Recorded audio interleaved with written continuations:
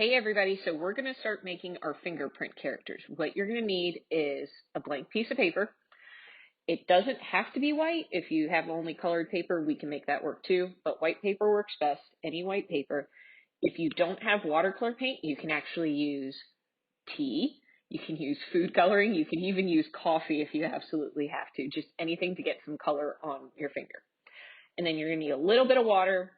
Paintbrush is optional.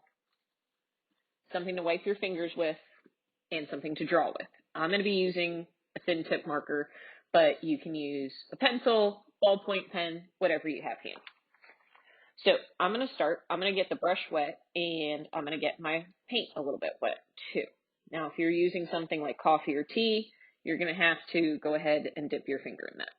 So I'm going to go ahead and put a little bit of color on one of my fingers. Any finger really works. I'm just using my thumb for this. You're going to take your finger and press it nice and firm to the paper and pick it right back up, and you should see your fingerprint. So what I'm going to do is I'm actually going to make several characters. So I wouldn't stop at just one. I would think to yourself, if you want to make a family of characters, or if you want to make a little scene, so that way you can have a couple different things going on. Now, if you want to change colors, wipe your finger off that you've been using, and you can go on to the next color. So I'm actually going to take orange next. And I might actually make a bird up in the sky here in a second. So I'm going to add something up here for a bird. Now, the next part is we want to let all of our fingerprints dry. So make sure it's all dry before you start drawing, because if not, it might get a little bit messy.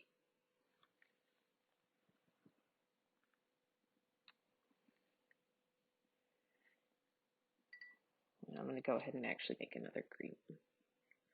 My green ones are actually going to turn into frogs. So you might want to think about the color you're using and what animal or character you could turn it into. You can even turn them into people if you really wanted to.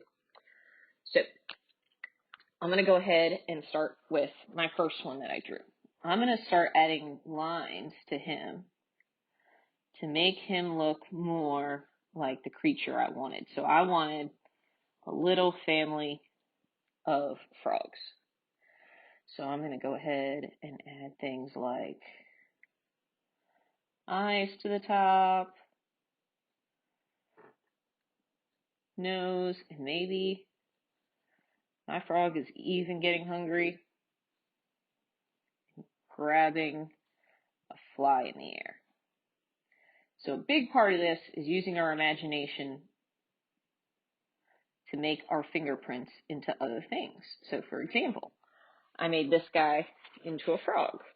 Now, my fingerprints that are up in the sky, I'm going to think to myself, well, what can they be? And I've already had a pretty good idea that they were going to turn into birds. So I'm going to use some really simple shapes. So like squares, triangles, circles, to go ahead and make my characters in the sky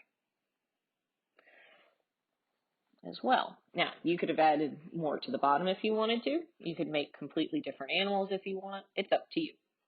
Now, let's say I'm done with my characters.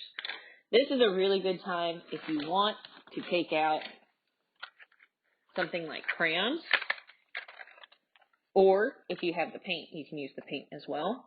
And you can start adding a setting to your characters. So if I want to add a pond for my frogs and where they might be. Another really good way to do this is if you guys have been reading a favorite book or story while we've been at home, take characters from that as well.